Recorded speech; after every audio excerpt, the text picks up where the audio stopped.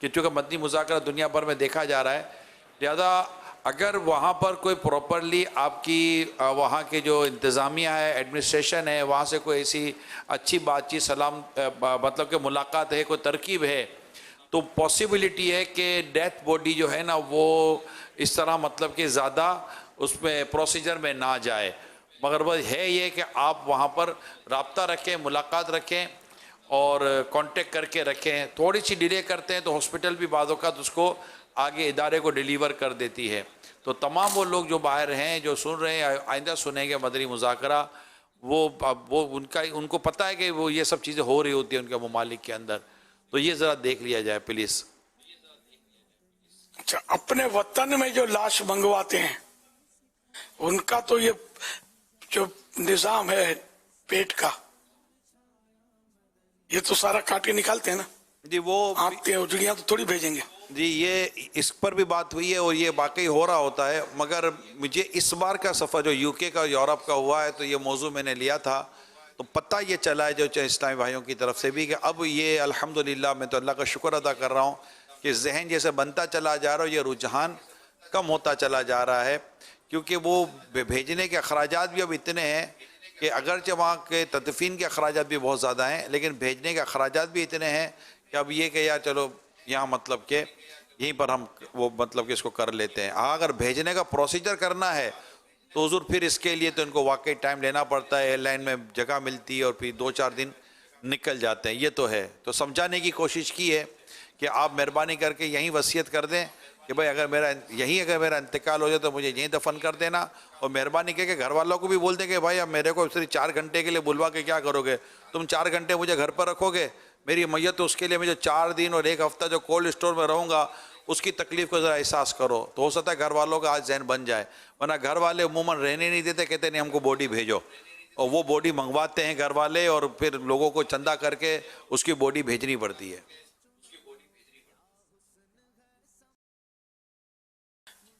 ایک شہر سے دوسرے شہر میں بھی لے جانا اور یہ سب مسائل ہیں. یعنی اندرون ملک بھی یہ مسائل تو ہوتے ہیں کہ لوگ ایک دوسرے کے شہر میں، اب ادھر کراچی میں نوکری کر رہا ہے، اب یہ ہے مطلب یہ کہ مثلا چترال کا ہے یا خیبر پختونخوا ہے تو وہاں لے جاتے ہیں باڈی کو، تو اس میں بھی وہی پروسیجر تو ظاہر چلتے ہی ہوں گے.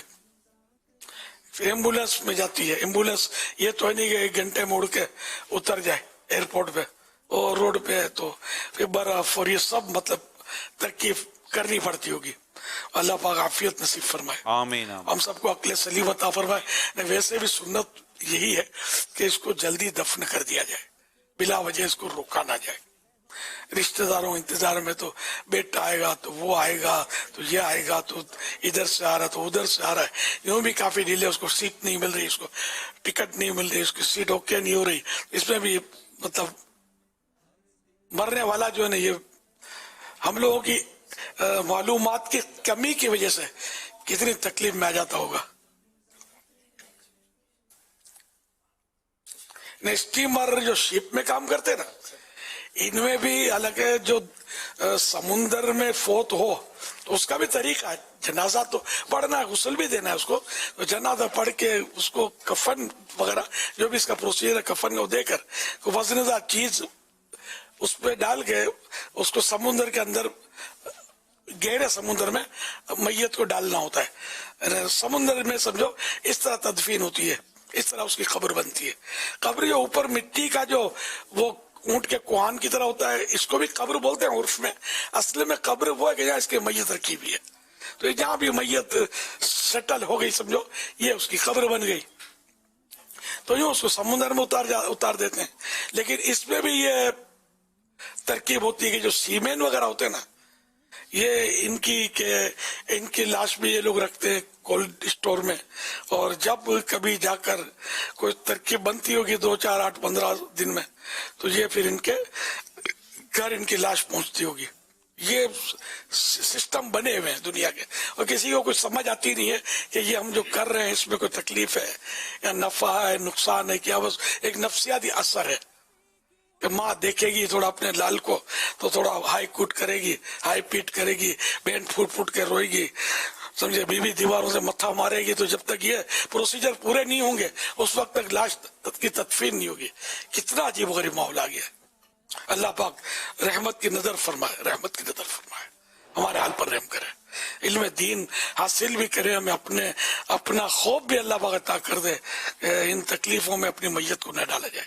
کہ حدیثوں میں بڑے پیارے مضامین ہیں کہ اس کو جلدی دفناؤ. اگر یہ نیک بندہ ہے تو اپنے اجر کو جلدی پہنچ جائے، جو اس کو نعمتیں ملنی ہیں وہ جلدی عطا ہو جائے. اور اگر برا بندہ ہے تب بھی اس کو اپنے کندھے سے اتار ڈالو، اپنے یہاں سے ٹال دو، اس کو پہنچا دو. اچھا اب یہ کہ آپ کو کہ بے نمازی ہے اس لیے اس کو جلدی ٹالو، یہ برا بندہ، یہ نہیں کہہ سکتا. یہ ہمارے پاس اس کا کوئی مطلب ایسا آلہ نہیں ہے جس سے ہم یہ طے کر لیں کہ یہ نیک ہے اور یہ گناہ گار ہے. مرنے کے بعد ظاہری طور پر نیک بد وہ تو ہمیں نظر آ رہا ہے زندے میں، باتوں کارنامے سے ہوتے ہیں یہ جو بالکل اوپن ہوتے ہیں. پھر بھی اب وہ مرنے کے بعد اس کی کیا کیفیت ہے، اس کا خاتمہ کیسا ہوا ہے، اور یہ اللہ کو راضی کرنے میں کامیاب ہوا ہے یا اللہ کی ناراضی میں یہ دنیا سے چلا ہے، یہ ہمیں کچھ بھی نہیں پتا.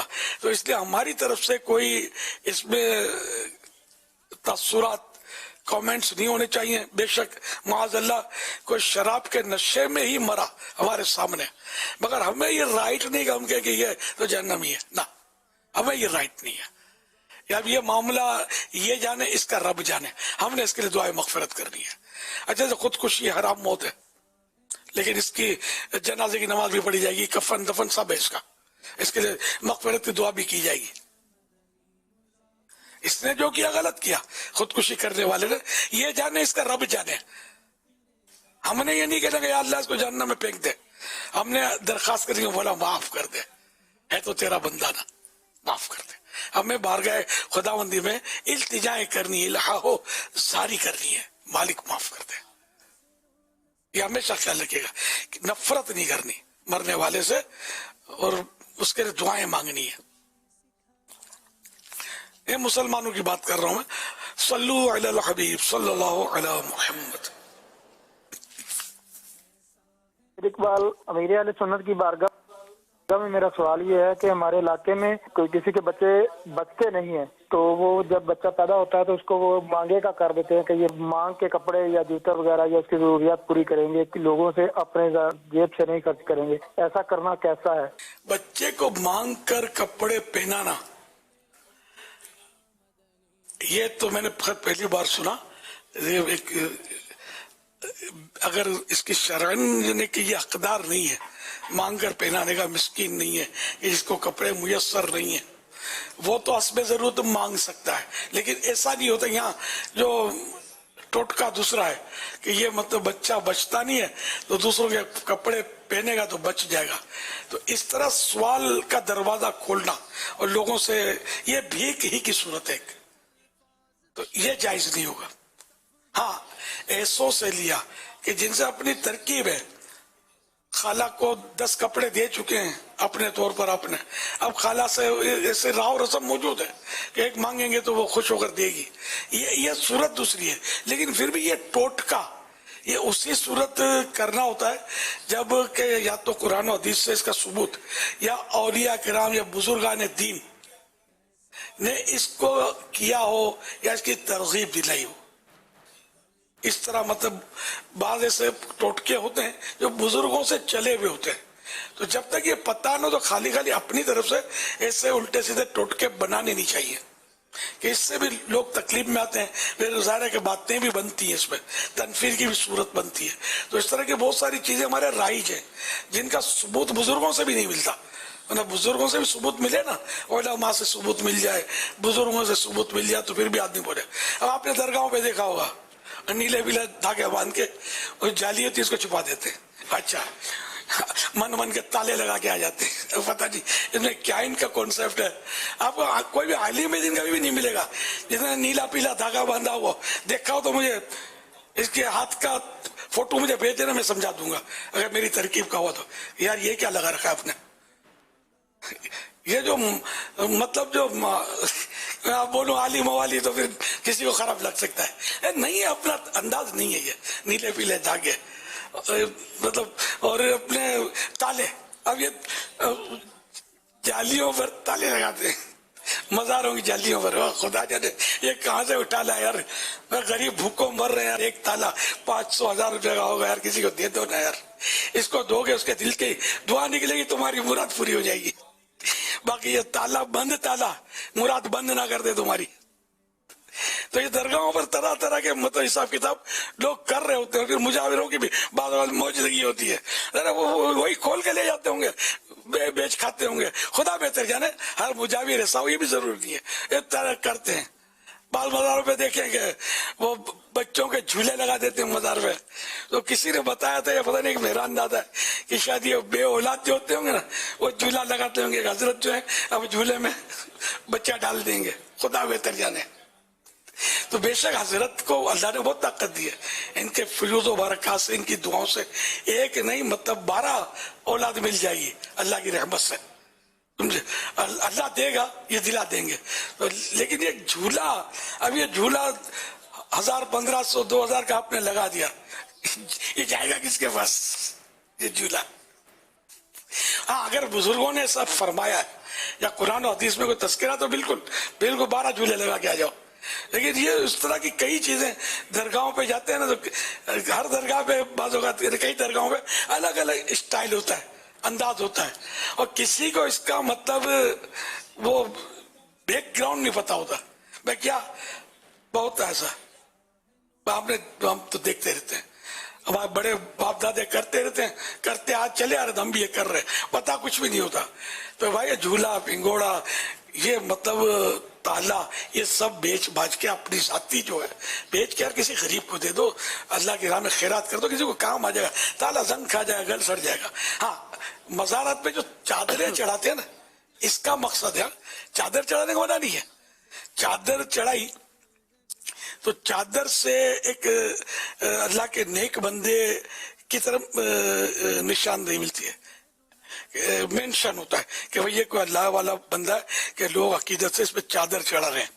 تو یہ چادر جو چڑھی ہوئی ہے وہ بھلے قیمتی ہے، بے شک وہ چادر چڑھی رہے کہ اس سے لوگ اٹریکٹ ہوتے ہیں. چراغ روشن ہے وہاں مزار شریف پر، سائڈ پہ چراغ بھی جلاتے ہیں، تو اس سے لوگوں کو اٹریکشن ملتا ہے. گنبد شریف بنا ہوا مزار کا، اگرچہ اس پہ خرچہ بہت ہوا ہے لیکن اس سے لوگ قریب آتے ہیں کہ یہ پہچان ہوتی ہے کوئی اللہ کا نیک بندہ ہے، یہاں آئیں گے، دعا فاتحہ کریں گے، یاسین شریف کریں گے. تو اس طرح وہاں ان کے قدموں میں بیٹھ کر سکون حاصل کریں گے اور مطلب ان سے فیوز و برکات حاصل کریں گے. تو یہ مقاصد ہیں. باقی میں مطالعے اور جھولے ان کی بات کر رہا ہوں، ان کے مقاصد سمجھ میں نہیں آ رہے میری، اللہ بہتر جانے.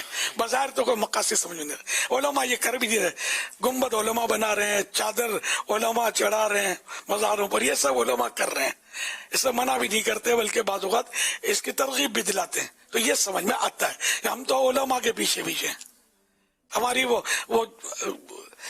نیلے پیلے مطلب جھنڈے لہرا کر وہ کڑے پہن کے ڈی ڈی لگے دم تے بیٹے غم دنیا کباوے کھاوے، ہم ایسوں کی باتوں میں نہیں آتے ہم کہ مطلب یہ کہ وہ مولویوں کی شریعت ہو رہے اور ہماری شریعت ہو رہے. نہ نہ نہ نہ، اسلام ایک ہی ہے.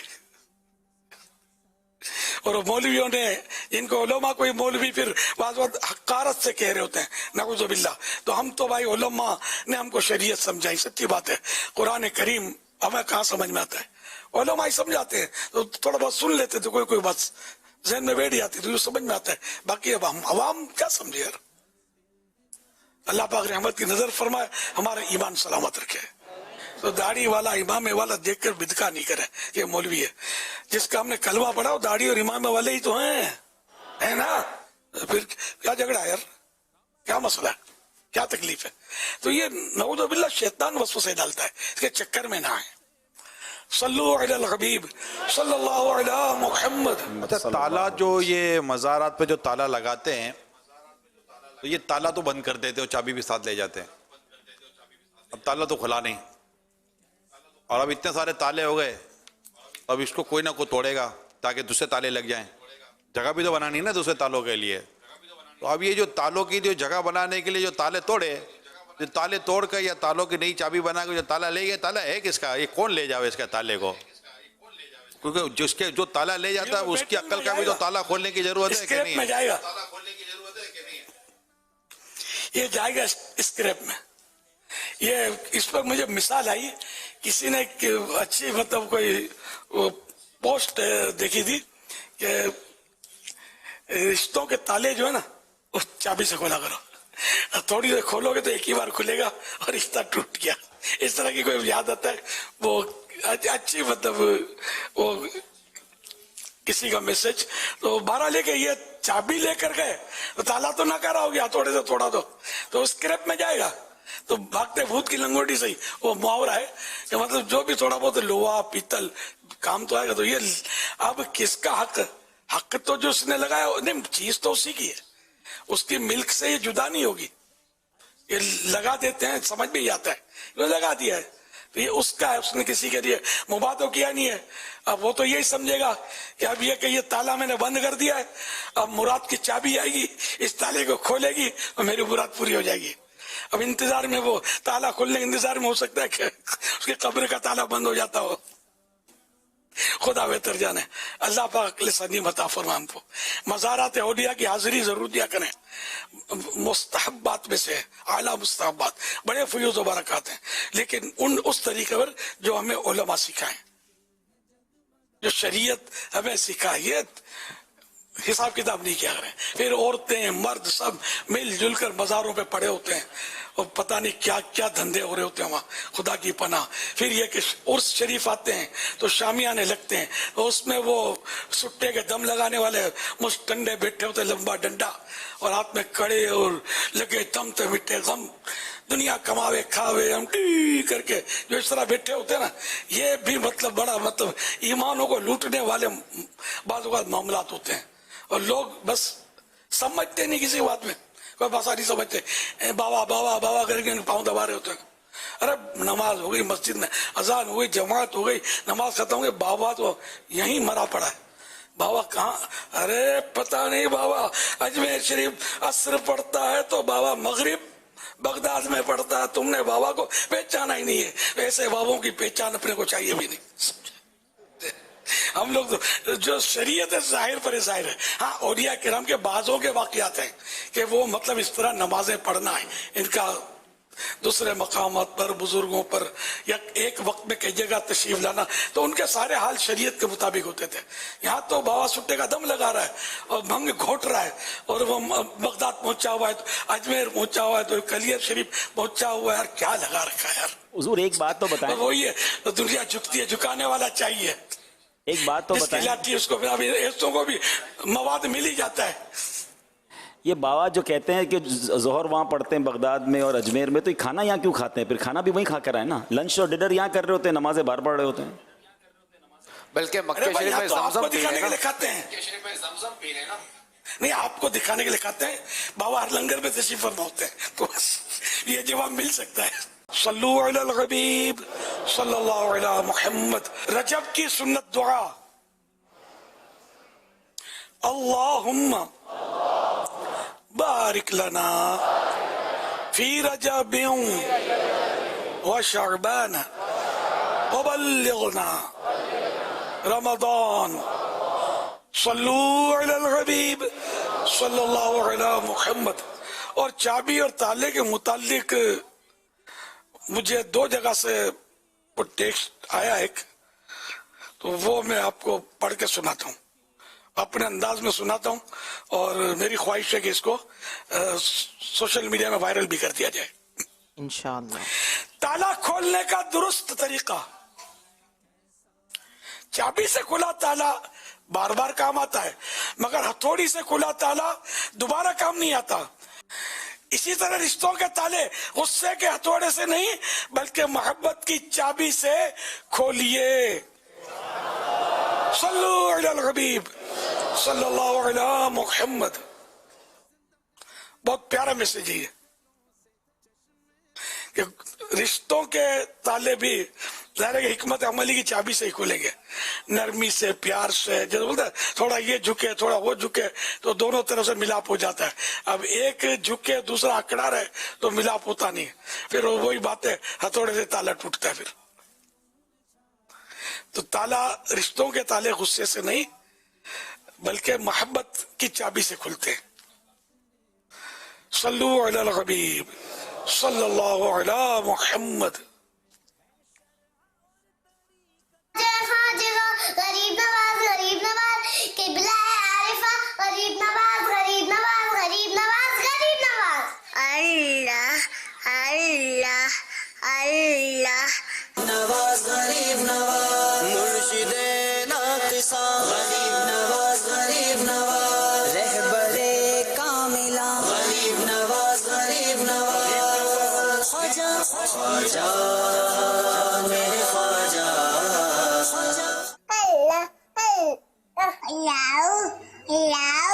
روک لیتی ہے آپ کی نسبت تیر جتنے بھی ہم پہ چلتے ہیں یہ کرم ہے حضور کا ہم پر آنے والے عذاب ٹلتے ہیں.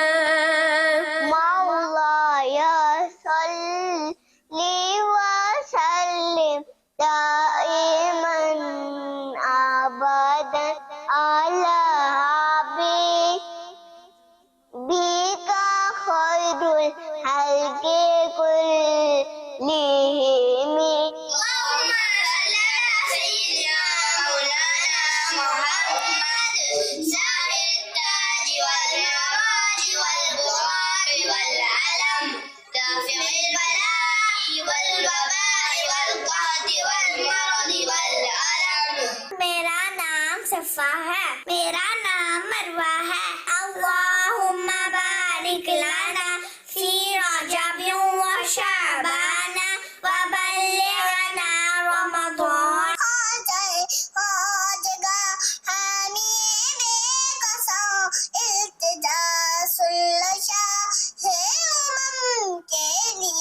لانگ لائف دعوت اسلامی.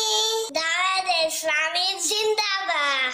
ہر صحابی نبی جناتی جناتی. ابو بکر عمر بھی جناتی جناتی حضرت عثمان بھی جناتی جناتی فاطمہ اور علی جناتی جناتی حسن اور حسین بھی جناتی جناتی. جنات والسلام علیک یا رسول اللہ. یا اللہ ارواح کو مدینے بلا آمین. اللہ اللہ اللہ اللہ اللہ اللہ اللہ لا الہ الا اللہ محمد رسول اللہ.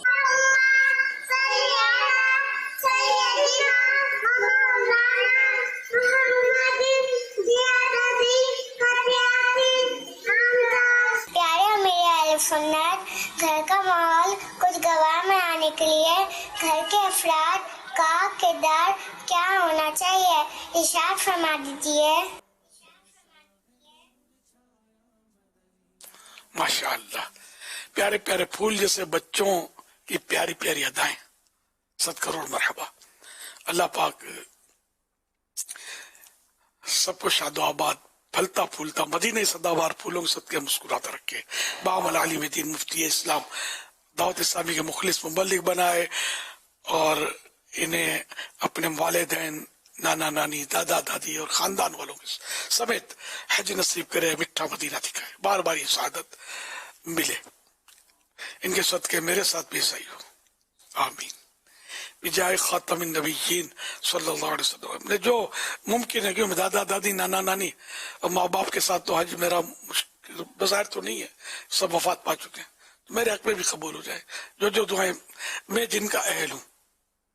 صلو علی الحبیب صلی اللہ علیہ محمد. ماشاءاللہ مشتاق نام لکھا تھا, مشتاق رضا.